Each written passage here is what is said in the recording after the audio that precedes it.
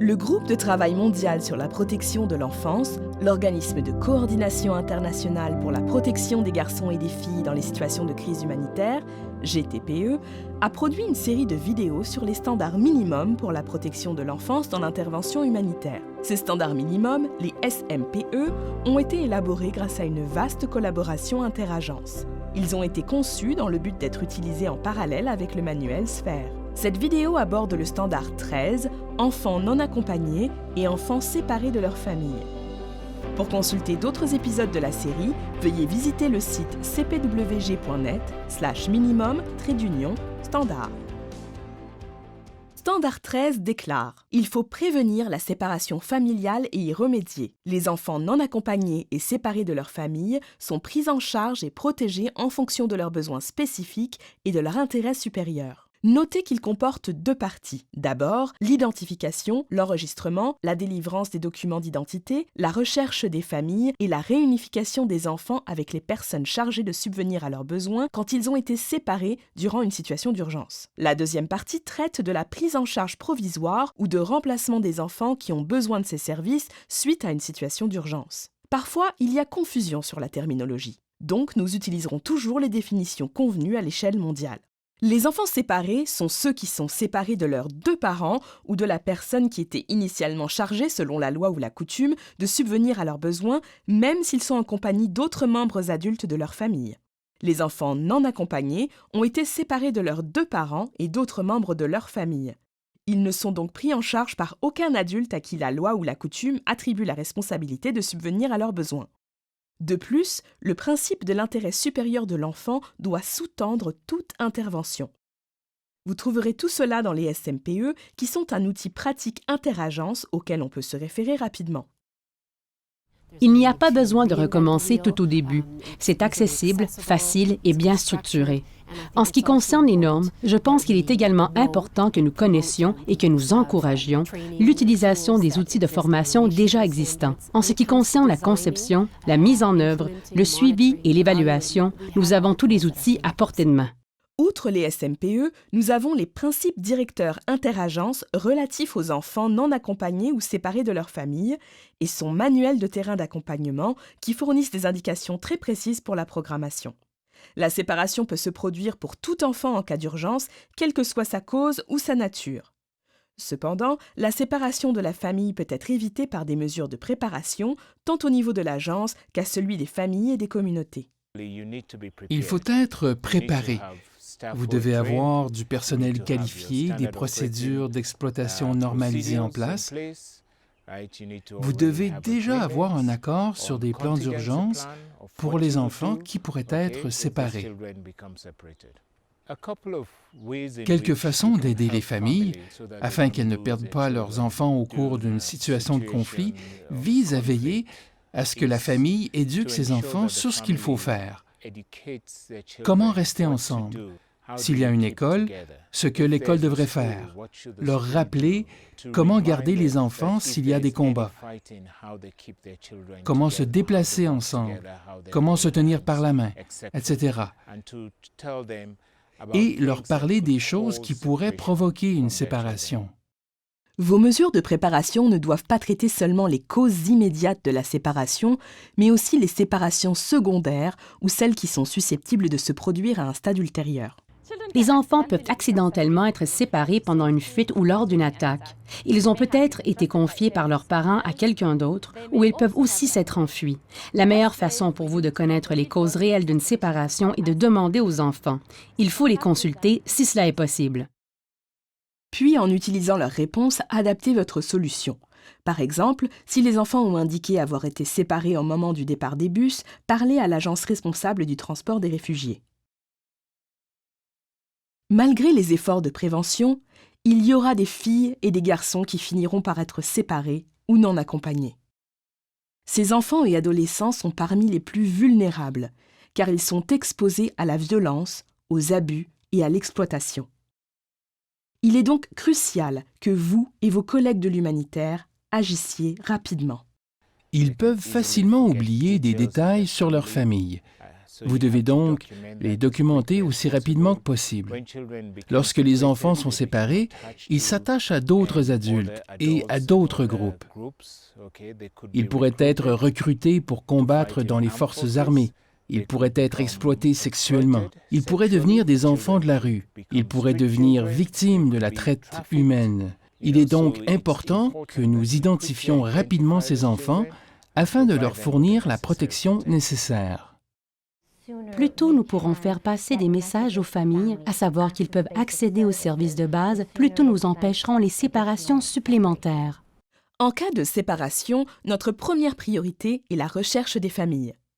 Nous devons éviter les solutions à long terme tant que tous les efforts de recherche n'ont pas été mis en œuvre. L'adoption n'est pas une solution appropriée en situation d'urgence. Lorsque des solutions alternatives sont nécessaires, elles doivent être mises en place dans le respect des accords internationaux. Les lignes directrices des Nations Unies relatives à la protection de remplacement pour les enfants nous fournissent un guide. Par exemple, plutôt que de construire des orphelinats, nous pouvons permettre aux familles de prendre soin d'enfants supplémentaires. Nous pouvons les aider à obtenir plus de nourriture, à assurer un suivi et un soutien continu. Il est vraiment important que les besoins de chaque enfant soient identifiés et évalués, qu'un plan de soins soit conçu pour documenter les véritables besoins de l'enfant et ce qui est dans son meilleur intérêt. Il devrait y avoir une gamme de différents types de soins disponibles pour répondre aux besoins spécifiques de chaque enfant. Malheureusement, dans beaucoup de pays, on dépend trop des orphelinats comme solution pour tout enfant séparé de sa famille. Mais il a été démontré que cela n'est vraiment pas dans le meilleur intérêt des enfants en termes de développement et de bien-être.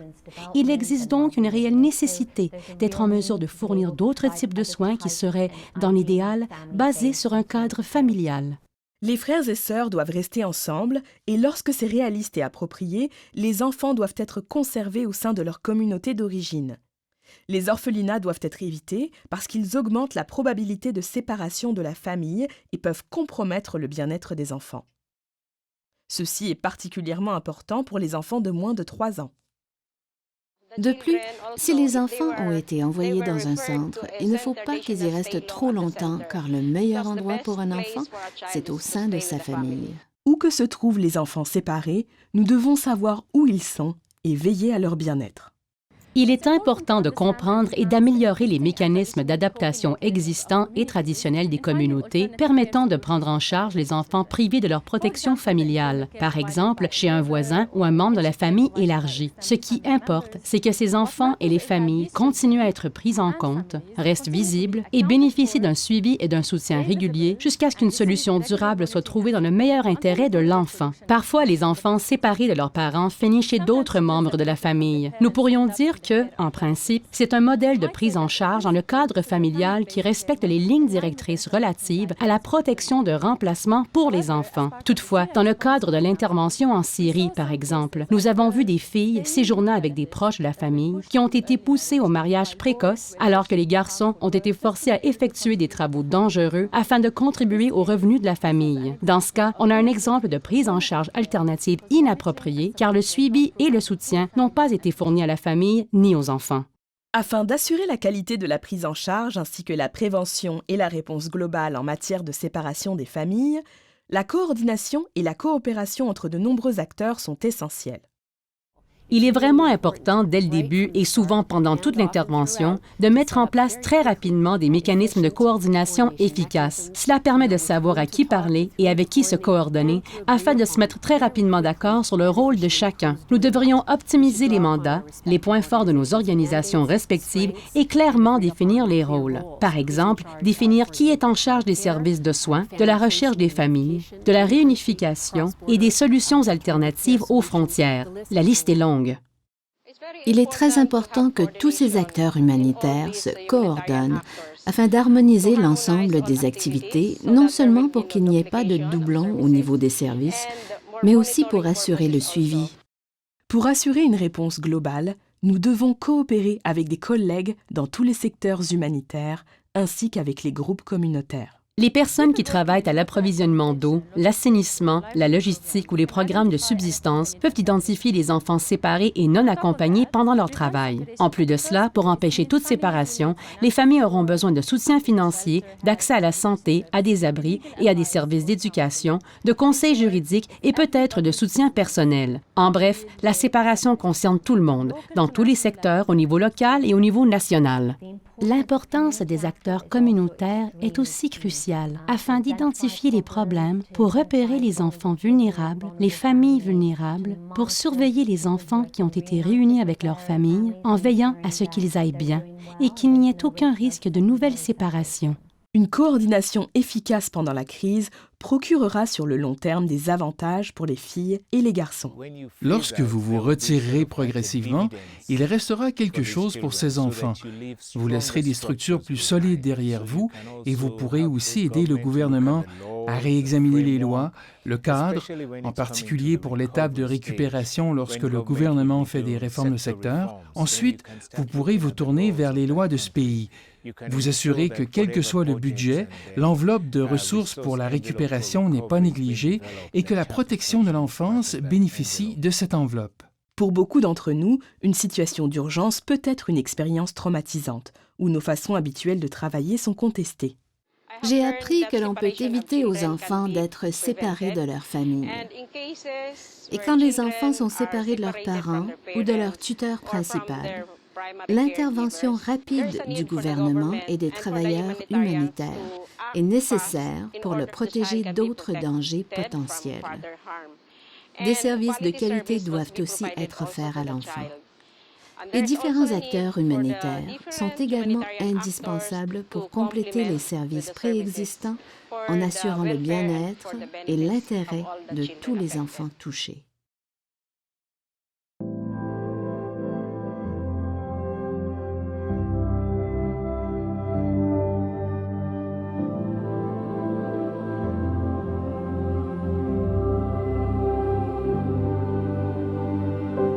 D'autres épisodes de cette série se concentrent sur comment utiliser les SMPE et sur les standards spécifiques aux besoins. Le GTPE fournit un soutien pour appliquer les normes, comme par exemple des rapports sur les standards visant à intégrer la protection de l'enfance dans les autres secteurs de l'aide humanitaire, des orientations sur la manière dont les agences peuvent les adapter au contexte, ainsi que des modules de formation. Pour davantage d'informations, veuillez visiter le site cpwg.net/minimum-standard.